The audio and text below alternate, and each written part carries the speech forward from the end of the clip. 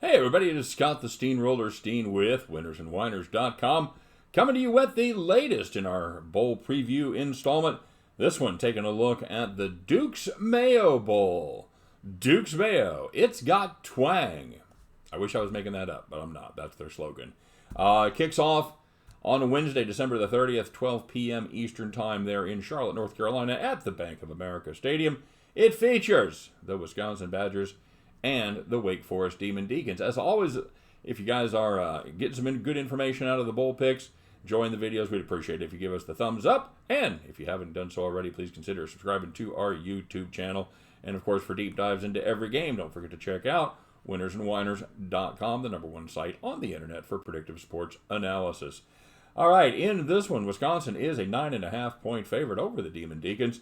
51.5 is your total. You know, both of these teams have had success with their current coaches in bowl season. Wake Forest, Dave Clawson, and the Deacons are 3-1 under his tenure, and Paul Chryst and the Wisconsin Badgers are 4-1 in their bowl appearances. Something has to give. Really. Wisconsin started out great this season behind freshman quarterback Graham Mertz after Jack Cohn sustained an injury, and he was pressed into action a little sooner than they thought. He's the highest recruited quarterback ever to play at Wisconsin, and that includes Russell Wilson, by the way. So, yeah, good eye for talent there, guys. Mertz really started off well. 7 touchdown passes. They outscored Illinois and Michigan by about a combined total of 94-18. And then we learned a couple of important things. First, we learned that Illinois and Michigan aren't very good football teams, and we also learned that Graham Mertz may not have quite have been the savior that everybody was making him out to be just yet. Now, in fairness, he did have a bout of COVID during the time between the Illinois and the Michigan game, and even though he threw 2 touchdown passes against Illinois, against Michigan rather, he really never looked great the rest of the season. As he just seemed out of rhythm, and just not good at all. He was 12 for 22 against Michigan, 2 touchdown passes. But the offense, the running attack hit him for 354 yards on that dreadful Wolverines rush defense. And the Badgers, they went in the deep freeze as well after putting up 45 points in their putting up 45 plus in their first 2 games. The Badgers totaled just 40 in their next 4, and it certainly was no coincidence that Graham Mertz over that period of time in those 4 games threw for just 1 touchdown pass and 5 interceptions.